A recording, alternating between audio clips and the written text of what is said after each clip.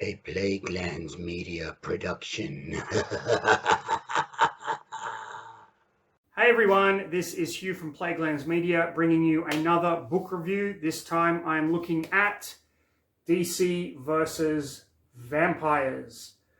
Not much to really say about this one. The title says it all. This is your favorite DC heroes going up against vampires. Now, there are a number of throwbacks to earlier characters, which I thought were really cool. I'll get into those as we get further into the video. But just know there will be spoilers for the first 6 issues of this series. I'll be going through it in a little bit of detail. So if you don't want it spoiled, you can go and jump to another video of ours. They're all awesome on this fucking channel. So yeah, let's get straight into the next episode of...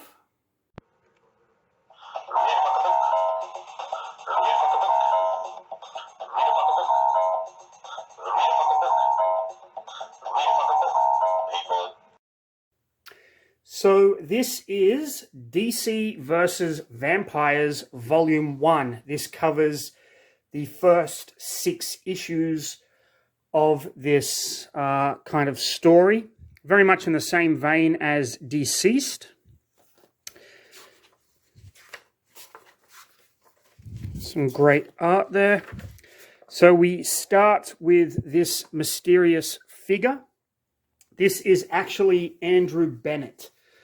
Now, I thought this was a really cool throwback. Andrew Bennett, of course, from back in the 80s, was the star of the comic I, Vampire, where he went around with his crew. There was, I believe, a Russian called Mishkin, and the woman, I think her last name was Dancer.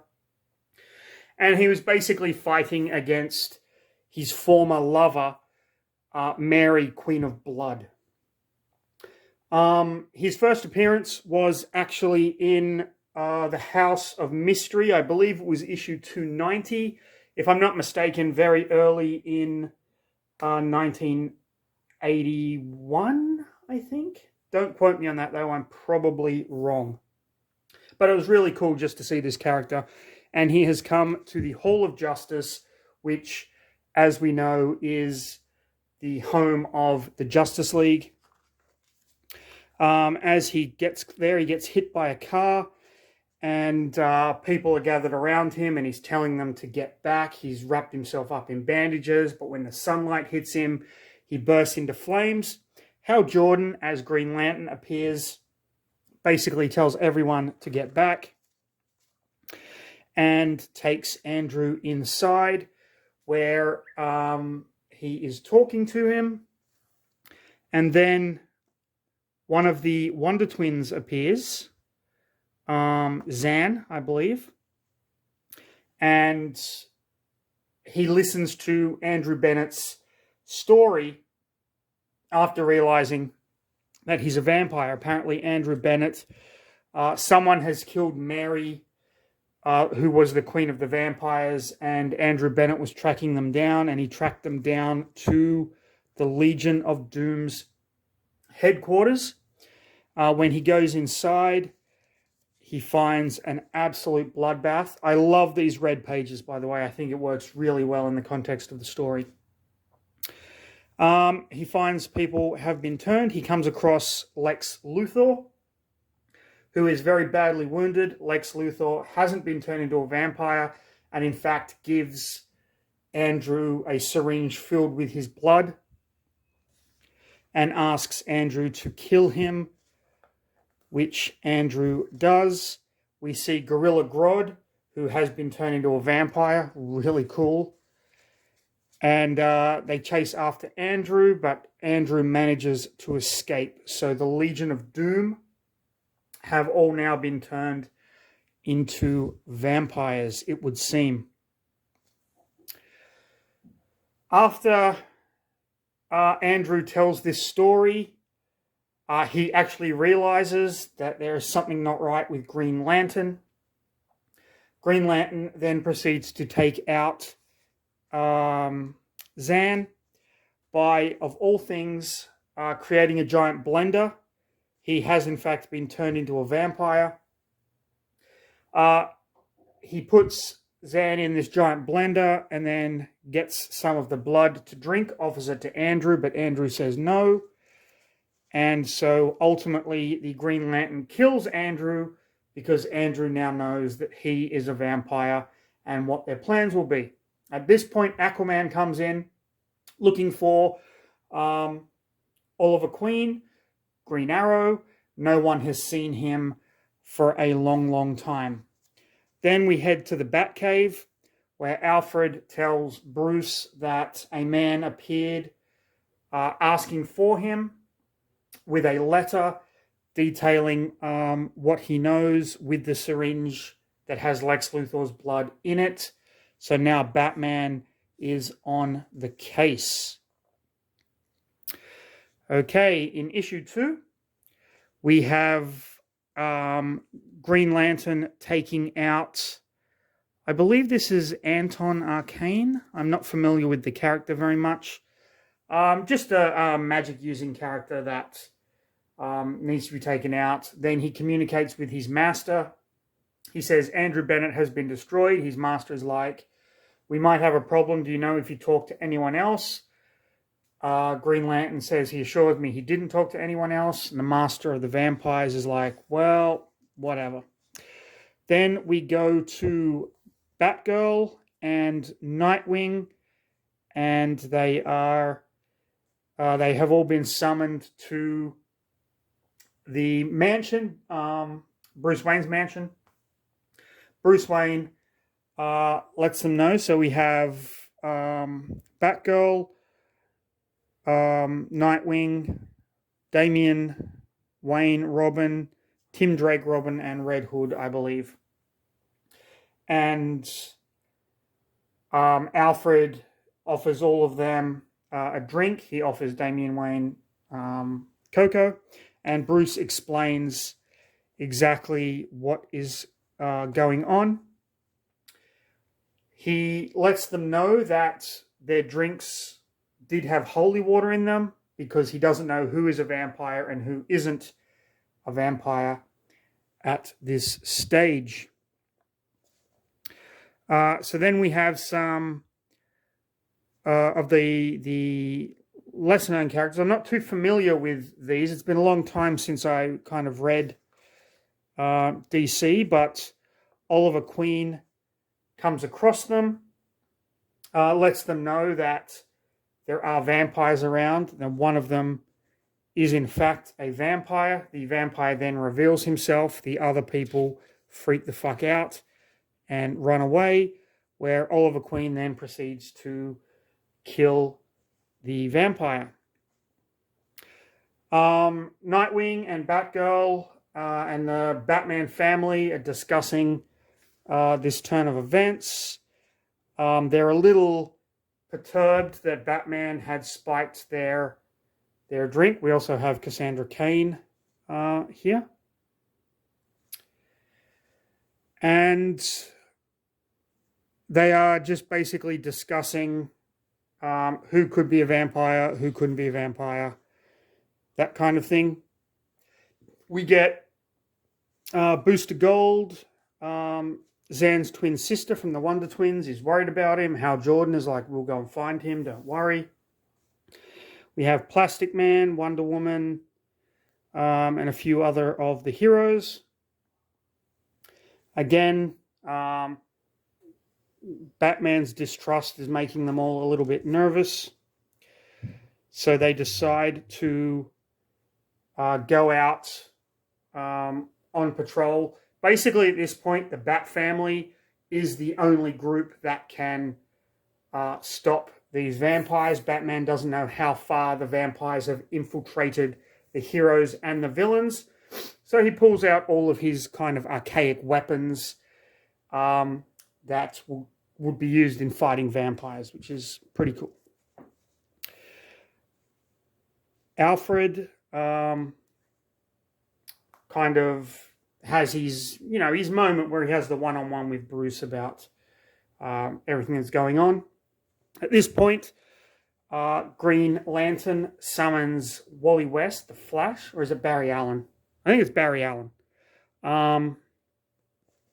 To the seaside, where he basically proceeds to reveal himself to the Flash. At this point, we find out that the Master, because in the comic books, Green Lantern and Flash are incredibly close friends. The Master doesn't want the Flash turned into a vampire because of his super speed. He could drain the entire planet of vampiric resources, blood, in a matter of moments. So he forces Green Arrow to snap the Flash's neck, leaving him for dead. The Justice League find the Flash. Now, I have to let you know that the reason Hal Jordan can go out in the daylight is because his ring has the power to kind of reflect light if he wills it, and so the ultraviolet light from the sun isn't getting on the vampire. So they're all standing over the Flash's body, trying to work out exactly what happened, and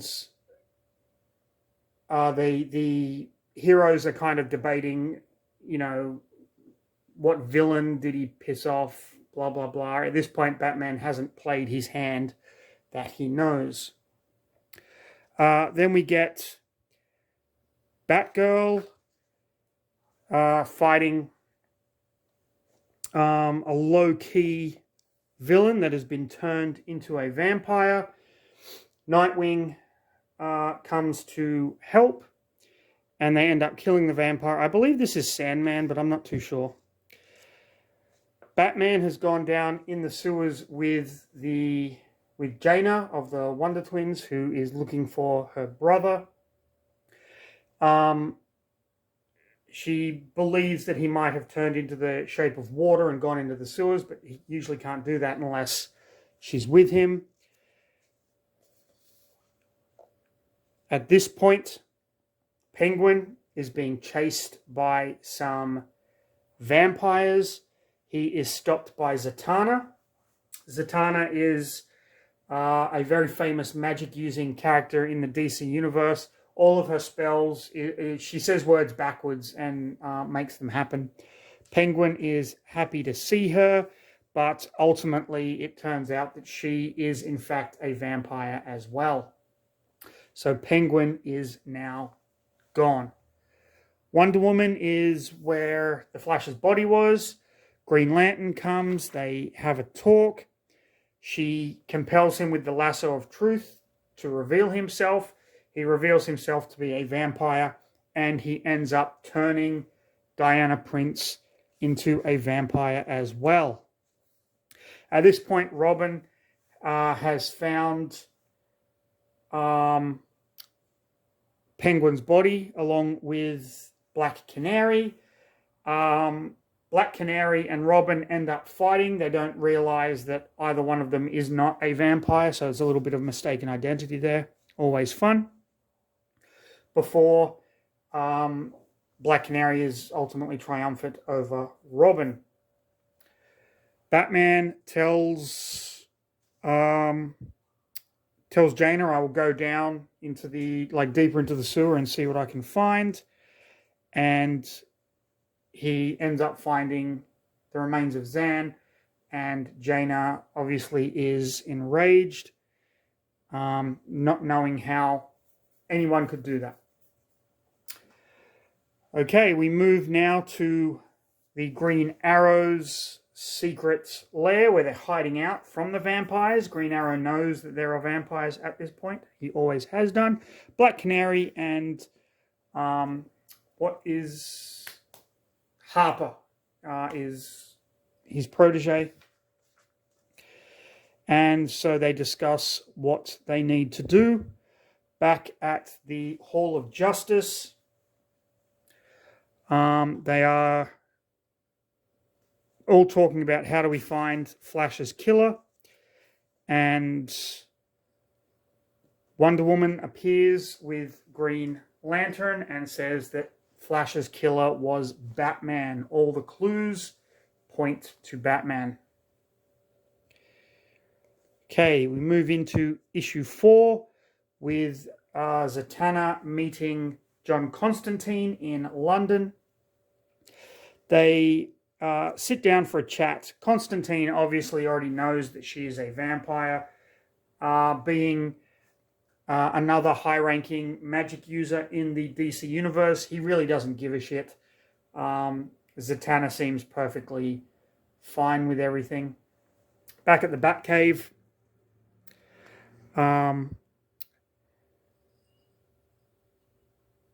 Batman kind of goes on the alert because the Batcave has been infiltrated, and we see that Green Arrow is there, but he has attacked the wrong thing. He has actually attacked a dummy, and he's basically going after Batman because he believes Batman is a vampire. Batgirl and Nightwing are out patrolling Gotham, flirting a little bit, having a little bit of back and forth, while Batman and Green Arrow fight in the Batcave until Batman can prove that he is not a vampire. Constantine and Zatanna are continuing their talk when Dr. Fate arrives. Now, those of you that are planning on seeing the Black Adam film, Pierce Brosnan as Dr. Fate in that movie was fucking awesome. Loved every single minute of it. It was a fantastic DC film. Highly recommend it. Zatanna goes to attack Dr. Fate, but Constantine stops her. And Dr. Fate basically tells Constantine that this is fucking serious. The fate of the world is at stake. Batman and Green Arrow hash out this vampire problem. In the meantime, the other members of the Bat family are out on patrol, hunting these things and typically doing what they do. When Gorilla Grodd shows up, vampiric Gorilla Grodd, of course, and they end up having to team up and take him down. Back in the Batcave, Wonder Woman appears. Green Arrow tries to talk sense into her. But as he's doing that, the rest of the Justice League show up. At this point, we don't know if they've been turned or not. Batman, highly suspicious as always. The Justice League believe he is a vampire. And then they get into a giant brouhaha. Basically, Batman and Green Arrow, the two characters with zero superpowers, fighting the rest of the Justice League that all have superpowers. So fucking awesome. Okay, we get a look at the Suicide Squad that have appeared. Harley Quinn, Deadshot. All the while, Batman and Green Arrow are doing their best to fight the Justice League. Superman's telling Batman to stand down. Superman kind of lets slip that he might be a vampire. At this point, Batman has a gas capsule in his tooth, which he breaks and breathes kryptonite gas into Superman's face, which is freaking awesome. The Suicide Squad realize that there are vampires now, King Shark, and they're pretty much fighting for their lives. Cyborg tries to calm everyone down.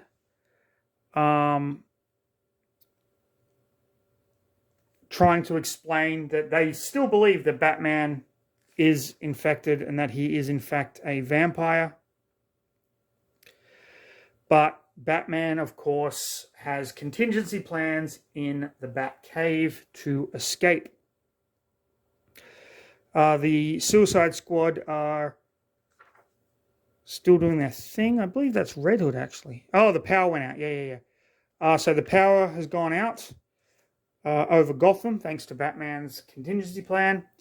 Green Lantern is trying to find him, but it ultimately doesn't work, and Green Arrow comes in and saves the day, making sure not to kill Hal Jordan, but to merely wound him, because they are such good friends. So the fight escalates at this point. We see Batgirl stumbling across the Suicide Squad. Wonder Woman reveals herself to be a vampire. The fight gets completely out of hand.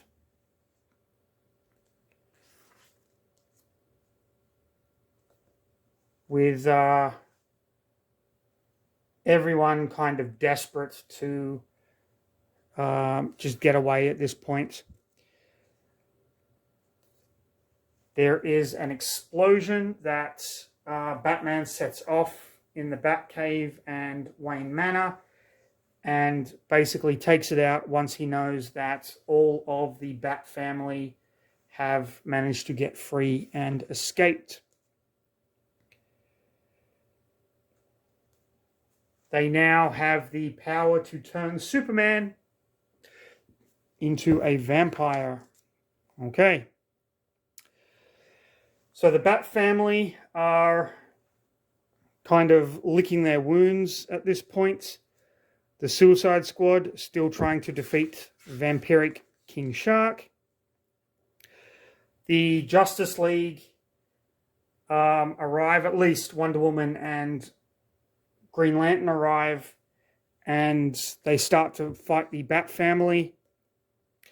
Green Lantern goes after the little ones, whereas Wonder Woman goes after Batman. She has the lasso of truth around him, and she compels him to answer, whether or not he has ever thought of turning into a vampire as a better way to fight criminals, and he admits that yes, that thought has crossed his mind at some point.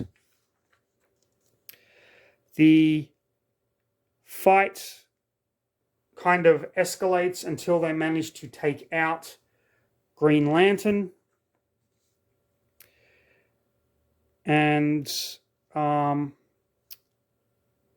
the Suicide Squad see that they find the Joker's body, which is kind of cool. Hal Jordan is taunting Ollie, and Green Arrow is forced to put him down. They believe that that is the end of it, that Hal Jordan was the king of the vampires, but it turns out that it was Nightwing all along. He punches through Batman's chest, licking the blood. The rest of the Bat family try to get Batman to safety. They are all fighting Nightwing, who is the villain of the piece, if you might say that.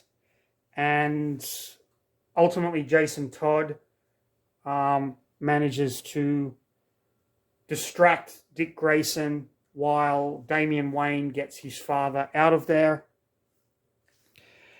And thanks to Wonder Woman, Jason Todd is killed, and the Bat family is scattered, and Nightwing, as king of the vampires, with Wonder Woman by his side, is now free to wreak havoc. We see Superman destroying the White House. We see Firestorm and Constantine, Swamp Thing, and Dr. Fate are there to watch the world burn. And that is where issue 6 of DC versus Vampires leaves it. At the end, we have some amazing alternate cover art, which is always really welcome. Absolutely love just how dark this art is. And then we just have the regular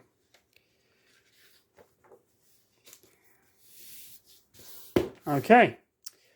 That was DC versus Vampires. Did I enjoy this story? Yeah, it was pretty cool. It wasn't as good, in my opinion, as Deceased. I thought Deceased, the zombie one, was much better, very well plotted compared to DC versus Vampires. Now, this is only volume 1, so there is, more to come. But all in all, it's not a bad little vampire book. The reveal of Nightwing as King of the Vampires was really fucking cool. Did not see that coming.